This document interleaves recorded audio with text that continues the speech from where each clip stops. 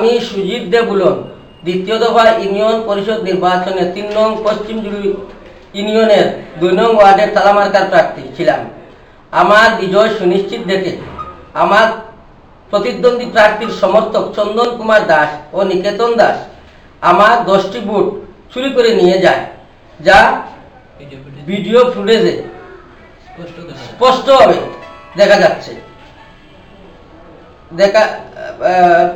যাচ্ছে এবং বাতিল ভোট আমার 20টি ভোট অন্তর্ভুক্ত করা হয়, যা কারণে আমি বিজয়ী হওয়া সত্ত্বেও আমাকে পরাজিত করা হয়েছে। আজ আমি সাংবাদিকদের মাধ্যমে নির্বাচন কমিশনের কাছে দাবি জানাচ্ছি, অনতি বিলম্বে তদন্ত সাপেক্ষে আমাকে বিজয়ী ঘোষণা করা হোক। আমি ভোট চোরদের দৃষ্টান্তমূলক শাস্তি দাবি করছি।